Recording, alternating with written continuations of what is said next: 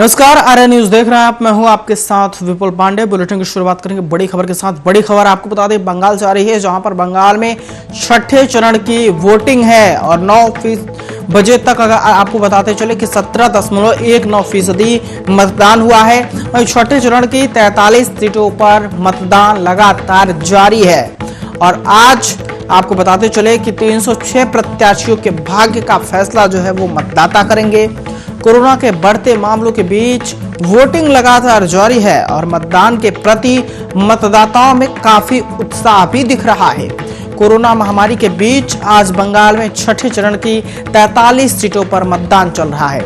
मतदाता 306 प्रत्याशियों के भाग्य का फैसला कर रहे हैं।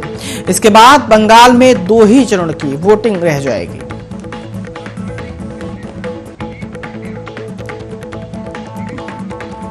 बंगाल में बीते 24 घंटे में, और इसी बीच हमारे साथ ज्यादा बातचीत करने के लिए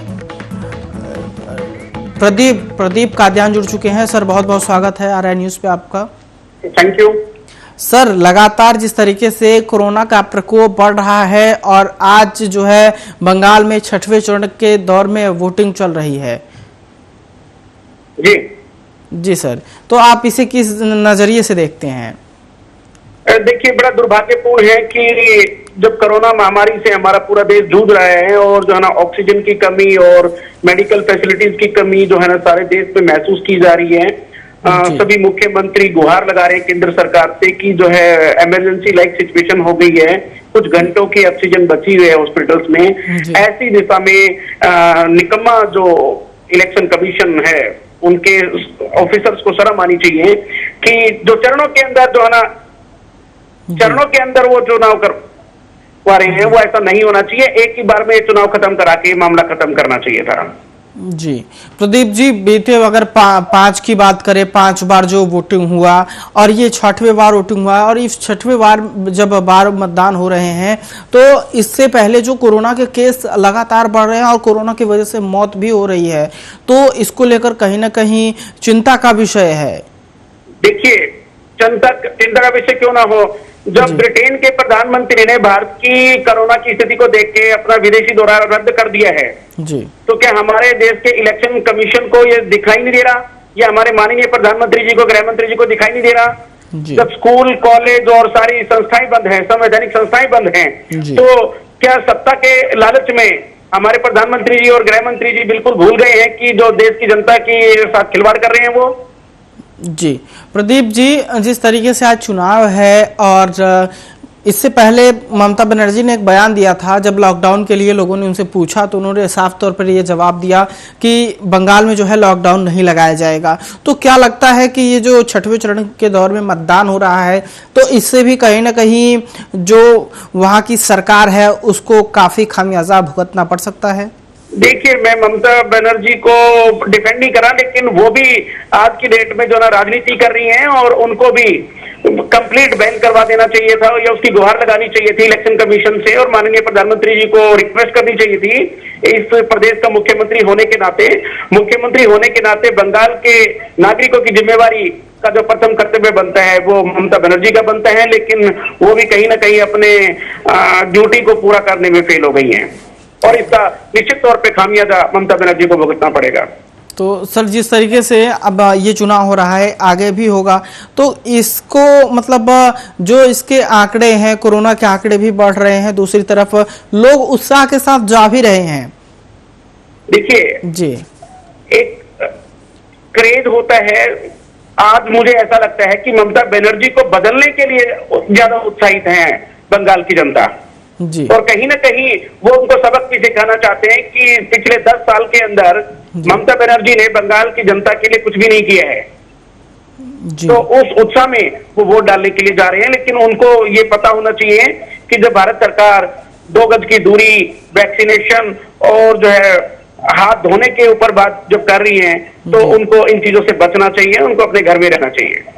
सर, मामले तो बढ़ रहे हैं, लेकिन वोटिंग के लिए भी जो गाइडलाइंस जारी किया गया है वो गाइडलाइंस भी पालन नहीं किया जा रहा है कहीं कहीं पर। अरे भैया, गाइडलाइन पालन कौन करवाएगा? प्रधानमंत्री जी करवाएंगे, गृह मंत्री जी करवाएंगे, ममता बनर्जी करवाएंगी, लेकिन वो खुद ही सत्ता के लालच में इलेक्शन करवा रहे हैं, तो जनता क्या करेगी? तो जनता क्या जवाब देगी सर? जनता निश्चित तौर पे ममता बनर्जी को जवाब देगी और जो है शायद अब की बार सत्ता परिवर्तन होगा। सर जिस तरीके से एक ये भी मामला उठता है कि जिस तरीके से कोरोना के बढ़ते प्रभाव को देखते हुए कुछ राजनीतिक दलों ने जो रैलियां थी उन पर रोक लगा दी है, तो क्या इस पर भी जनता का प्रभाव पड़ेगा? भैया देखिए, एक राजनीतिक दल नहीं, सारे के सारे राजनीतिक दल हमाम में सब नंगे हैं, सभी सत्ता पाने को आतुर हैं। किसी भी राजनीतिक दल को भारत की और पश्चिम बंगाल की जनता से कोई सरोकार नहीं है।